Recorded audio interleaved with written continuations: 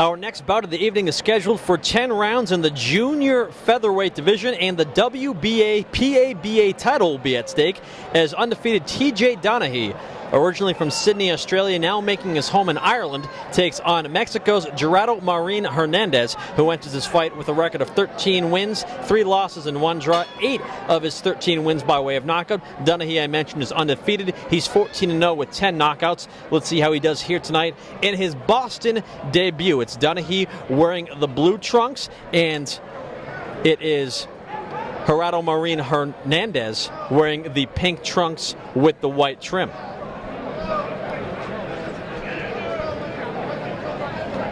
Once again, we're having another southpaw matchup here. Unbelievable.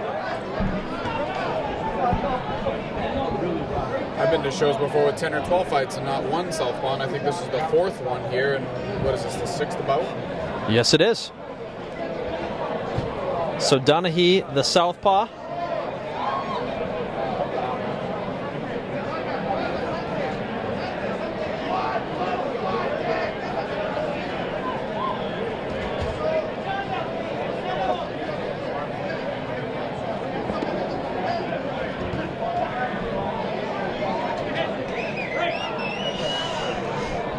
Now, with Doheny originally being from Sydney, Australia, now making his home in Ireland, and Hernandez being from Mexico, neither guy is from here in Boston, so the amount of fans they actually have physically in attendance is going to be limited. So the crowd in this fight might not be so much into it from the get-go, but I think it's up to these fighters to create that action inside the ring to get the crowd into it and make themselves some new fans.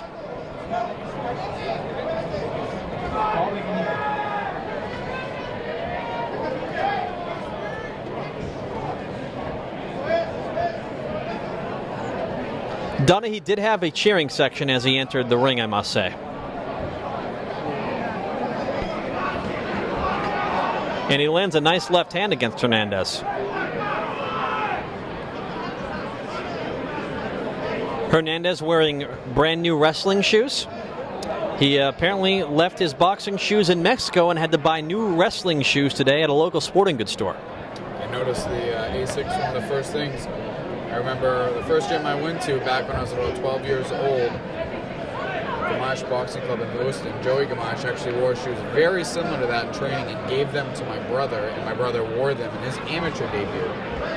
So A6 has been around a long time, but yes, wrestling shoes they are. Nice right hand, courtesy of Hernandez, as we reminisce about Gordon Berry wearing wrestling shoes. Another good right hand, courtesy of Hernandez.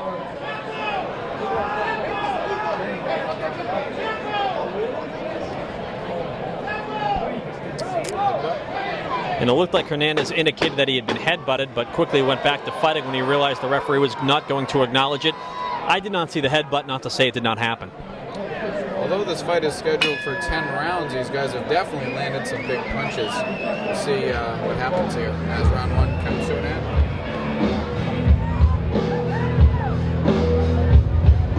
As Audio Slave plays over the speakers here at House of Blues, I have to mention that of any Murphy's boxing show we've been to, oddly enough, this is the one where I've heard the least amount of Dropkick Murphy songs being played in between rounds. I don't think I've heard one.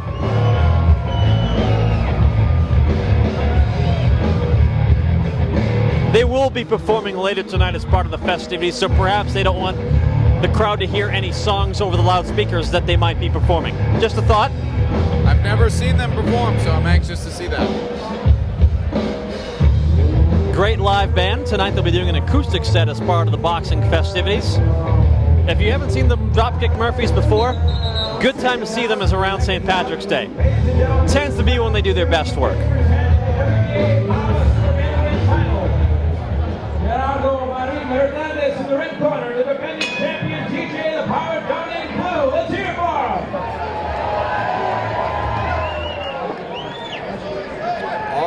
Nice left hand by Doheny, and we see Hernandez hit the canvas. Don't think he was so much hurt. Think he was off balance, and a nice left hand was landed by Doheny. Nevertheless, he scores the knockdown.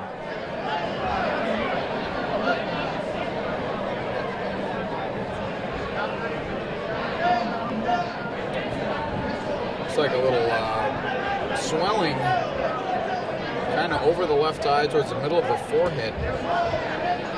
Starting for, I forgot his name in the pink. That may have been from the headbutt he complained of in round 1. Gerardo, Marin, Hernandez. Let's go with Hernandez and Doheny.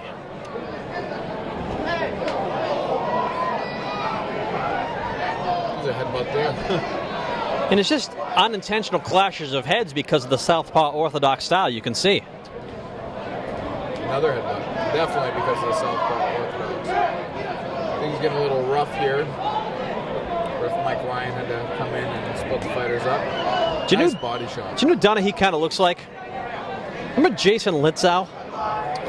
Physical similarity to them. What do they call him, the American boy? Was that? The American boy, Jason Litzow, who had a big HBO win against Caballero a few years ago. Then He had a big loss against Adrian Broner. yeah, he was rewarded with a fight with Adrian Broner that did not go particularly well for him. I did see him fight Highland Williams, though, Foxwoods on the TV series Knockout. And I believe that, actually, I know that fight was an 8-round draw, action-packed. Both fighters performed very well that night, and they talked of a rematch that has still not taken place. He was an ESPN2 staple for a while, but we've got some good action between Doheny and Hernandez here in round 2. Crowd's coming to life a little bit, just like you said that these fighters would have to make happen due to the lack of actual fans because of how far away both of these fighters are from.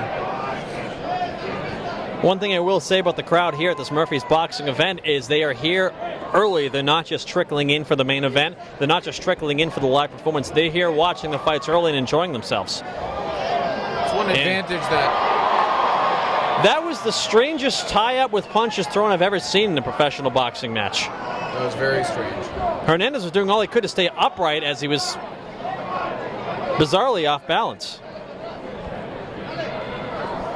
And you know who didn't care? TJ Doheny. He just kept throwing that left hand. I don't blame him.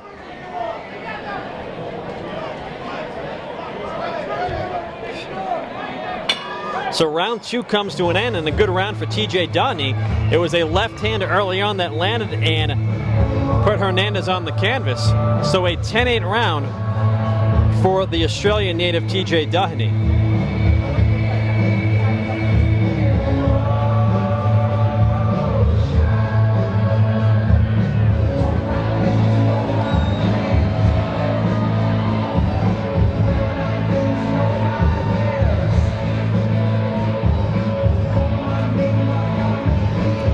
Smith to get the crowd going here.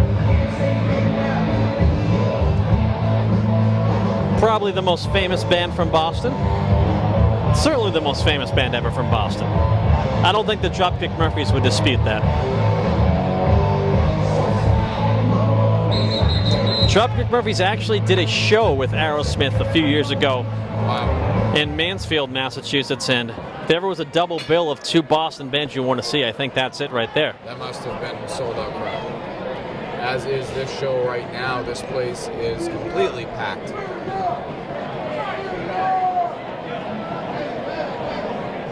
Yeah, since they redid the House of Blues, formerly known as Avalon, beautiful complex for a concert and for boxing for that matter, here in the Kenmore Square area of Boston. When I walked in, I was curious to see what this would look like, and then they definitely have done a good job with the setup here. I wasn't sure what I thought of the ring up on the stage here, but it makes sense with seeing all these people in here. I can't get over how many people are here. It's completely sold out here. Do you think they're going to try to crowd surf during the Dropkick Murphy set? I've never seen that at a boxing show. One thing I'm thinking about, since they don't have chairs out in the audience. That might be why they're doing this. That might be why the chairs aren't there. You might be onto something.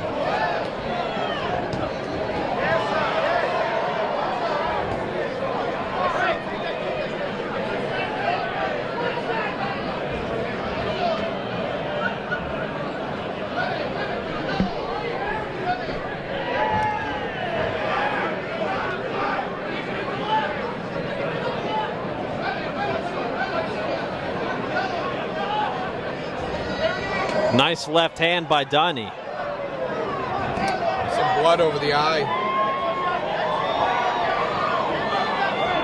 Yeah, there's definitely blood over the eye of Hernandez. And TJ smells blood. TJ with the left hand. He's got Hernandez up against the ropes. That looks like a pretty bad cut.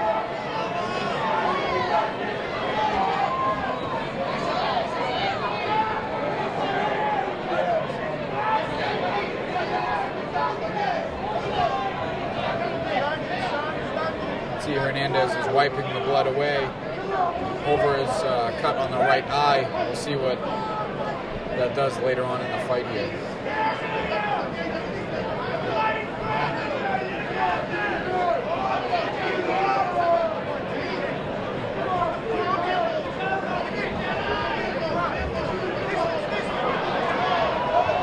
Hernandez getting aggressive here in round 3. Both fighters tie up and they both slip to the canvas.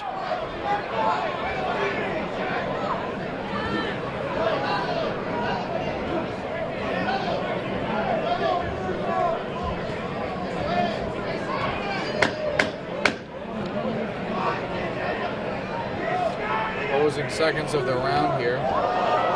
Nice uppercut. Buckled the knees. Hernandez. I just sense that TJ Doheny is actually finding his rhythm and figuring out Hernandez in front of him. You see him landing cleaner and cleaner punches as the rounds wear on, as we're now with 3 rounds in the books. And I've got TJ winning all 3 rounds with a 10-8 round in round 2 thanks to a knockdown. Doctor taking a close look at that cut on that eye right now.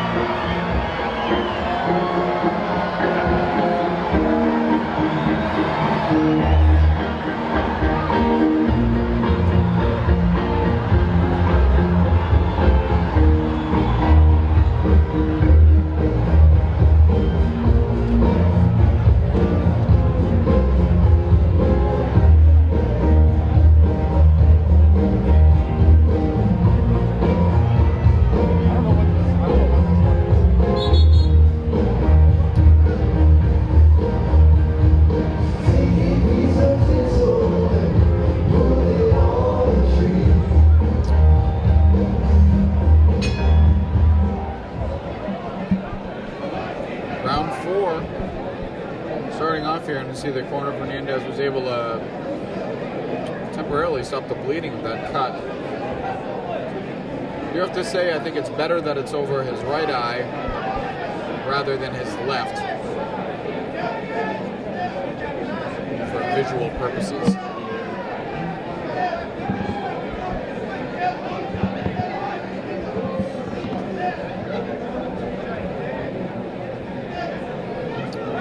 Blood starts to trickle again. Mike Ryan is going to have the glove taped here, which is probably a good thing.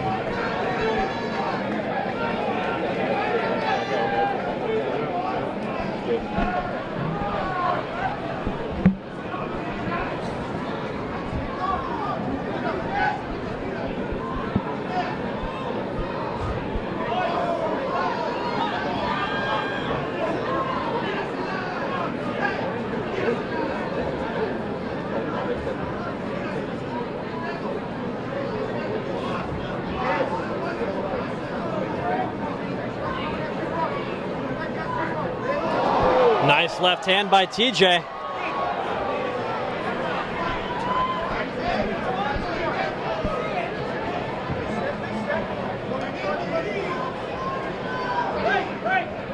And I think Hernandez is doing all he can to hang on at this point. Yeah, a lot of holding and a lot of nearly falling as a result of trying to hang on to TJ. Sips in a nice right hand there. Wiping the blood away. Obviously affecting his vision.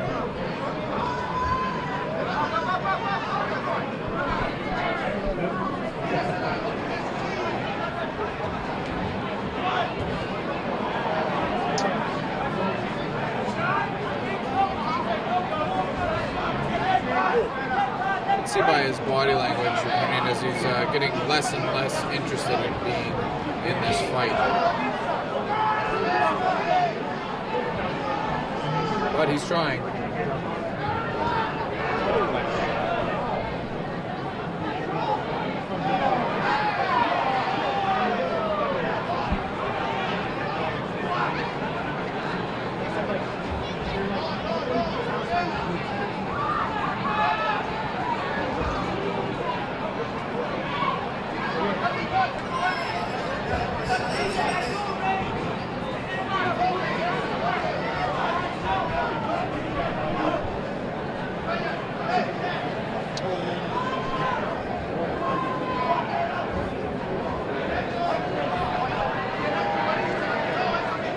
This fight right now is consisting a lot of TJ trying to find his distance and Hernandez trying to get inside and hold.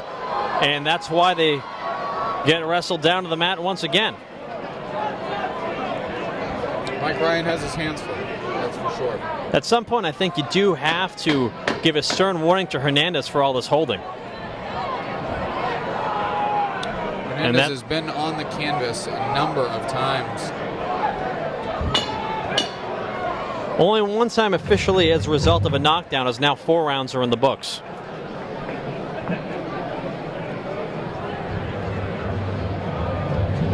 I notice sitting ringside in TJ's corner is the Polish Prince, Ryan Kozeski.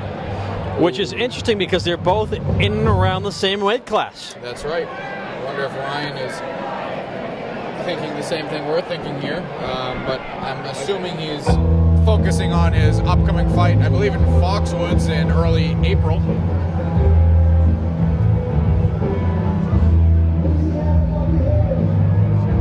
Ryan is now 22 or 23-1. Just one loss and an impressive professional career thus far.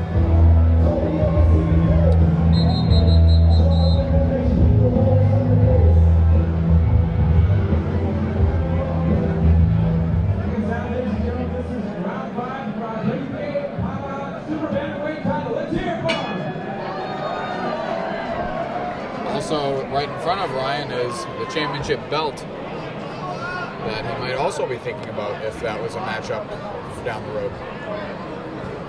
WBA, PABA junior featherweight title at stake in this bout.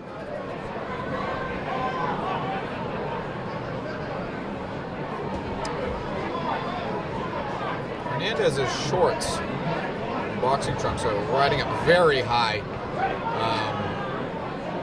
It'd be hard to judge a low blow at this point as they're only a few inches lower than his chest. And the WBA patch on his trunks is seemingly coming off.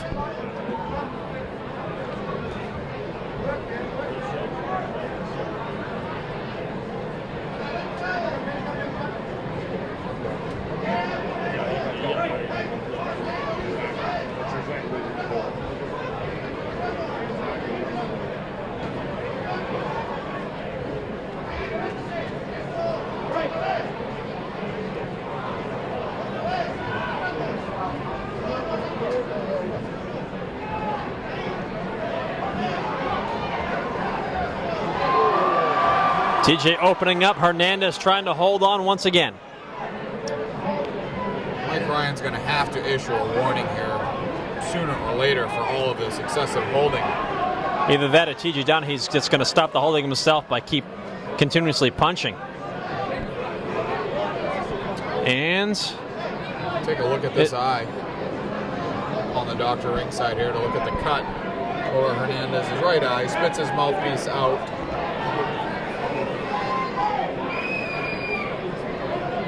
Corner rinsing it off. He should take their time doing so. Mike Ryan fixing the trunks and moving them back down to where they should be. And that is it. Referee Mike Ryan's going to stop the fight on the advice of Dr. Edgar Bolinas. A cut over the eye of Hernandez is going to give TJ Doheny the win, and no complaints over Hernandez either. I mean, I don't think he really mentally wanted to be here anymore. TJ Doheny won every second of that fight, won every round of that fight, scored a knockdown in round 2, and he's going to improve to 15-0 with an 11 knockouts now. Good win for the Australian-born Irishman TJ Doheny here in Boston, Massachusetts tonight. Both fighters going to wake up tomorrow feeling pretty sore, a lot of bumps and bruises, and a lot of the wrestling going on. I mean, that's a dangerous fight for TJ to be in at this stage of the game, the rest of the rounds, to falling like that, getting held all the time, an injury could occur. So it's good that it got stopped now. Got a solid win. I think he gained some fans here tonight as the crowd comes to life.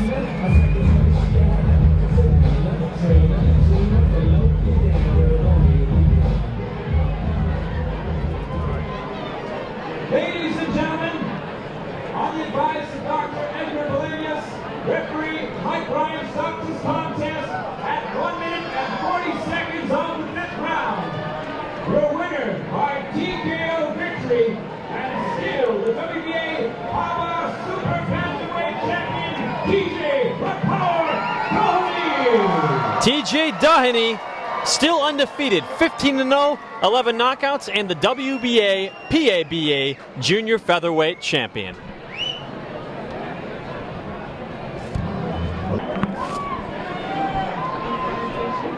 Ladies and gentlemen,